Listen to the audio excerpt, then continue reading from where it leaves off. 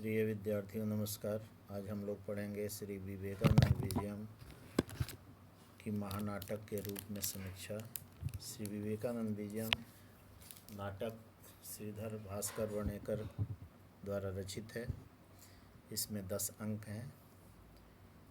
तो महानाटक क्या होता है, पहले इस पर विचार करें। संस्कृत काव्य जगत में काव्यों के प्रमुख रूप से 2 भेद किए जाते हैं, दृश्य और श्रव्य, जिन्हें अभिनय आदि के रूप में देखा जाता है, और निर्दृश्य काव्य तथा जिन्हें कानों से सुना जाता है या फिर पढ़ा भी जाता है, वे श्रव्य काव्य कहे जाते हैं। दृश्य श्रव्यत्व भेदेन पुनः काव्यम द्विधा मतम। इनमें दृश्य काव्य को अधिक रमणीय माना जाता है। दृश्य काव्यों को रूपक की संज्ञा दी जाती है, क्योंकि इन काव्यों में नट आदि पर राम आदि के रूप का आरोप किया जाता है। तद रूपारोपातु रूपकम। ये रूपक 10 प्रकार के होते हैं। नाटकम अथ प्रकरणम भाण व्यायोग समवकारडिमा इहा मृग आंक विथ्यः प्रहसनमिति रूपकाणि 10। ये 10 प्रकार के हैं नाटक। प्रकरण, भाण, व्यायोग, समविकार, डिम, इहा मृग, विथि, अंक, प्रहसन, ये 10 रूपक कहे जाते हैं। इनके अतिरिक्त 18 उपरूपक भी माने गए हैं। नाटिका, त्रोटकम, गोष्ठी, सट्टकम, नाट्यरासगम, प्रस्थानोलप्यकाव्यानि, प्रेक्षणम, रासकम तथा संलापकम, श्रीगदितम, शिल्पकम च विलासिका, दुर्ग प्रकरणी, हृतलिशो वाणिकेति च। 10 रूपक और 18 उपरूपक, इन सब में नाटक को सर्वाधिक रमणीय माना जाता है, क्योंकि दृश्य और श्रव्य सब काव्यों में नाटक सर्वाधिक रमणीय होता है। क्योंकि कहा भी गया है, काव्येषु नाटकम रम्यम। विवेकानंद विजयम एक रूपक है। इसमें भी नाटक और नाटकों में भी यह महानाटक है। महानाटक को जानने से पूर्व यह जानना जरूरी है कि नाटक क्या है और उसके लिए क्या क्या आवश्यक है।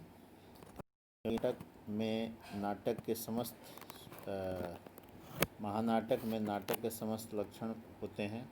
साहित्य दर्पण के लेखक श्री विश्वनाथ ने नाटक का लक्षण काफ़ी विस्तृत रूप में किया है। पूर्ववर्ती आचार्यों द्वारा किए गए लक्षणों का जो इसको हम सार रूप कर सकते हैं। नाटकम ख्यातवृतम स्यात् पंचसंधि समन्वितम विलसद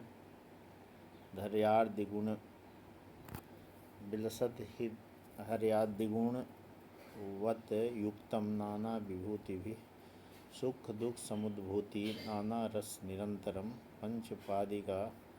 पंचादिका 10 वराह तत्रांका परिकीर्तिता प्रख्यात वंशो राजर्षि धीरो दात प्रतापवान दिव्यो अथ दिव्यादिव्यो वा गुणावान नायको मतः एक एव भवेत् अंगी श्रृंगारो वीर एव वा अंगमन्ये रसा कर सर्वे कार्यो निर्वारणित अद्भुतः चत्वारः पंचवा मुख्या कार्य व्यापृत पुरुषाः गोपुच्छाग्र समग्राग्रम तु वंदनम तत्कीर्तितम। इस प्रकार से इन्होंने ऐसे श्लोकों में इसका वर्णन किया है। जो नाटक में विशेषताएं होनी चाहिए कि नाटक की कथा वस्तु इतिहास प्रसिद्ध होनी चाहिए, पंच संधियों से समन्वित होनी चाहिए, पंच संधि समन्वितम, नाटकम ख्यातवृतम, इतिहास प्रसिद्ध होना चाहिए, विलास ऐश्वर्य आदि गुणों से संपन्न कथा का प्रयोग हो, नाटक में सुख दुख की उत्पत्ति होनी चाहिए, अनेक रसों का उसमें सतत रूप से प्रयोग हो, उसमें 5 से 10 तक अंक हों, पंचादिका 10 वराह तत्रांका प्रकीर्तिता, इस तरह से उसमें कहा गया। 5 से 10 अंक हो, नायक पुराण आदि में प्रसिद्ध वंश में उत्पन्न, धीरोदात प्रतापी राजर्षि अथवा दिव्य या दिव्य होना चाहिए, नायक नायकोचित अन्य समस्त गुणों से युक्त होना चाहिए, एक एव भवेत् अंगी श्रृंगारो वीर एव वा दिव्योऽथ दिव्यादिव्यो वा गुणवान नायको मतः। इस तरह से नायक कैसा होना चाहिए, गुणवान होना चाहिए, दिव्य श्रृंगार अंगी रस होना चाहिए। अन्य सभी रस अंग रूप में रहते हुए अंगी का उपकार करें। मुख्य रस श्रृंगार या वीर में से होना चाहिए। नाटक का अंत विस्मयजनक हो, आश्चर्यजनक हो। नाटक के कार्य के निर्वाह हेतु 4 या 5 प्रधान पात्र होने चाहिए। चत्वारः पंचवा मुख्या कार्य व्यापृत पुरुषाः। इसके अंक वो पुच्छाग्र के समान रचित होने चाहिए, ऐसा विश्वनाथ कहते हैं।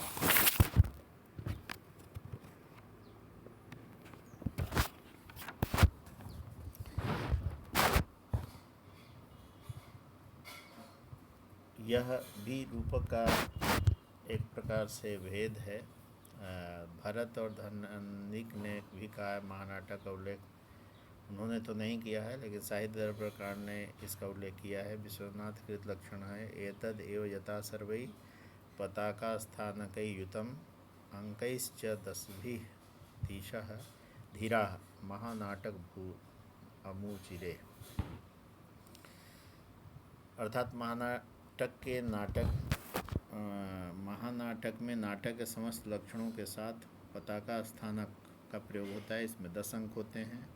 ऐसी प्रियदा का रचना को महानाटक कहा जाता है। राजशेखर की बाल रामायण में भी ऐसी रचना है जो 10 अंकों की है। ऐसे एक और महानाटक मिलता है जिसे हनुमान नाटक के नाम से जाना जाता है। इसमें 14 अंक हैं। इससे ज्ञात होता है कि महानाटक में कम से कम 10 अंक होने चाहिए और अधिकतम 14 से 15 अंक भी हो सकते हैं। यह रचना पद्य बहुला भी होती है, पद्य और गद्य का सम्मिश्रण भी होती है। गद्य का समावेश कम होता है। परस्पर संवादों में लंबे उपदेशात्मक संवाद होते हैं, वे भी पद्यबद्ध अधिक होते हैं। अभिनयात्मकता इतनी सरस नहीं हो पाती क्योंकि लंबे संवादों से उबाऊपन आ जाता है। ऐसा ही इन ग्रंथों को और इन देखने से मिलता है।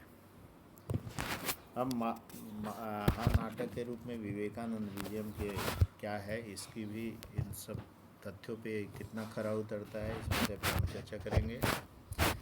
श्रीधर भास्कर वर्णित या रचित विवेकानंद विजयम को महानाटक की श्रेणी में हम रखा गया है। पद्म भूषण श्री वी.के. राघवन ने इसकी भूमिका में इसे महानाटक कहा है।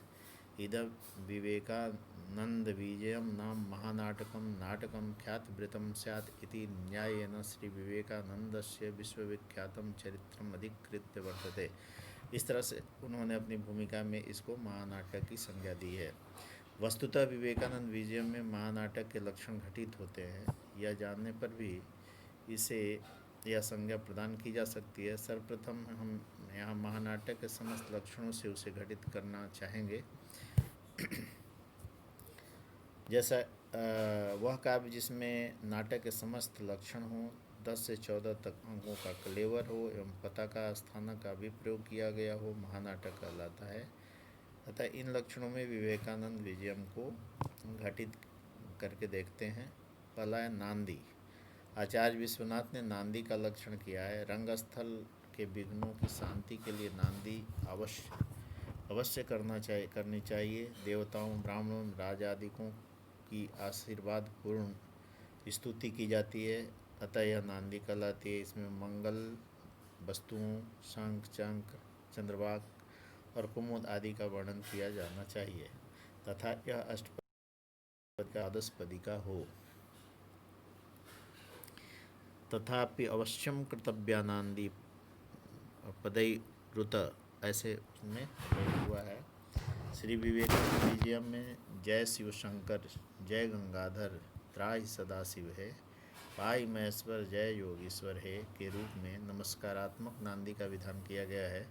भगवान शंकर के विशेषणों में चंद्रमा, गंगा आदि पवित्र मंगलकारी नामों का भी उनके पर्यायवाची रूप में या विशेषण रूप में प्रयोग हुआ है। अतः यह नाटक महानाटक का प्रथम लक्षण यहाँ पर उपलब्ध होता है। दूसरा बिंदु है प्रस्तावना। नांदी के पश्चात विवेकानंद विजय में प्रस्तावना का विधान किया गया है। सूत्रधार अंबोदेतरम वारि बिंदु विमुख और अंत में विवेक श्लोक को बोलता हुआ प्रविष्ट होता है। तदंतर नटी का वहाँ आगमन होता है। वह स्वयं की धर्मपरायणता को बताने के लिए नाना प्रकार के व्रतों के बहाने अनेक तरह के आहारों का वर्णन करती है। इस प्रकार भोजन निष्ठ धार्मिकता का भोजन भाजन धर्म कही जाती है, ऐसा ही स्वामी विवेकानंद कहते हैं। यह सूत्रधार नटी को बताता है। उसी समय नट प्रविष्ट होकर विवेकानंद के चरित्र का सार नटी को बताता है। अंत में विवेकानंद विजयम नाम नूतनम महानाटकम ते दर्शयिष्यामि, इस वाक्य में नाटक का नाम तथा शृणु नागपुर निवासी वैदर्भीयः संस्कृत महाकवि वैरणयकर कुलोत्पन्नः भास्करात्मजः श्रीधरो नाम में उसके रचयिता का नाम भी दिया गया है। यह सब प्रस्तावना के लक्षण के अनुसार है। ऐसा ये प्रस्तावना ठीक अभिज्ञान शाकुंतल में भी इस तरह की प्रस्तावना मिलती है, जिस प्रकार उन्होंने कालिदास ने भी ऐसी प्रस्तावना कराते हुए और अपने नाम का नवीन नाटक इसका आज मंचन किया जाना है, उसको कहलाते हैं। यह सब प्रस्तावना के लक्षण अनुसार है। नटी विदुषको वापि परिपार्श्विको एव वा सूत्रधारेण सहिता यत्र कुर्वते। तीसरा बिंदु है विस्कंभक। जहाँ विगत या भावी घटनाओं के सूचनार्थ अर्थोपक्षेपक का प्रयोग होता है, वह विस्कंभक कहलाता है। यह अंक के प्रारंभ में ही जोड़ा जाता है। यह दो प्रकार का होता है, शुद्ध और संकीर्ण। शुद्ध विस्कंभक में एक अथवा अधिक मध्यम श्रेणी के पात्र होते हैं जो संस्कृत में वार्तालाप करते हैं। श्री विश्वनाथ ने इसका लक्षण इस प्रकार किया है। वृत्तवर्तिष्यमाणानां कथांसानां निर्दर्शकः संक्षिप्तार्थस्तु विस्कम्भ आदौ अंकस्य दर्शितः मध्यमेन मध्यमाभ्यां पात्राभ्यां संप्रयोजितः शुद्धं स्यात् स तु नीच मध्य कल्पितः। इस लक्षणानुसार विवेकानंद विजयम में भी चतुर्थ अंक के प्रारंभ में स्तोत्र पढ़ती हुई शेफालिका के साथ इसका प्रारंभ होता है, जो अंध पुरुष द्वारा रामकृष्ण परमहंस को सद्गुरुं प्रणमामि तम इत्यादि स्तुति से विकसित होता हुआ देवी प्रसाद व शेफालिका के संवादों से विकसित होकर तत् एहि देवी प्रसाद आवाम अपि तत्र एव गच्छावा इस कथन के साथ समाप्त होता है। इसी प्रकार पंचम अंक तथा दसम अंक के प्रारंभ में भी विस्कंभकों का प्रयोग किया गया है। प्रवेशक अगला बिंदु है। यह अर्थोपक्षेपक का द्वितीय भेद है। प्रवेशक भी विस्कंभक की तरह भूत और भविष्य की कथाओं का सूचक होता है। इसमें औदात्यपूर्ण उक्ति का प्रयोग नहीं होता। इसकी भाषा प्राकृत तथा पात्र नीच वर्ग निम्न वर्ण के होते हैं। प्रवेशक का प्रयोग प्राय दो अंकों के बीच में किया जाता है। इसका लक्षण है प्रवेशको अनुदातोक्त्या नीच पात्र प्रयोजितः अंकस्यांतर्विज्ञेयः शेषम विस्कंभके यथा, अर्थात ये विस्कंभक के समान सा मिलता जुलता ही होता है। विवेकानंद विजयम में प्रवेशक सप्तम अंक में कन्याकुमारी मंदिर के निकट समुद्र तट पर धीवर बालकों के हो इस प्रकार की ध्वनि करते हुए गभीरम रत्नाकरम आदि इस सागर गीत के बाद नाविक व नावक पत्नी के संवादों के साथ प्रारंभ होता है।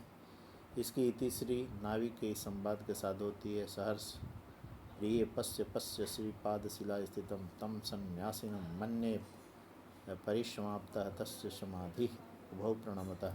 इस प्रकार से ऐसा उल्लेख है इस नाटक के अंतर्गत। चूलिका अगला बिंदु है। विवेकानंद विजयम नाटक के दसम अंक में विस्कंभक के बाद इस चूलिका का प्रयोग हुआ है। विस्कंभक के बाद नेपथ्य शंख घंटा पणमाणक गोमुखादीनाम तुर्याणाम महान ध्वनि, भारत माता की जय, हिंदू धर्म की जय, स्वामी विवेकानंद की जय, रामकृष्ण परमहंस की जय, अद्वैत वेदांत की जय इत्यादि जय घोष बहुत श्रूयन्ते यह चूलिका मिलती है। चूलिका अर्थोपक्षेपक का तीसरा भेद है। जब नेपथ्य में स्थित पात्र द्वारा कोई सूचना दी जाती है तो उसे चूलिका कहते हैं।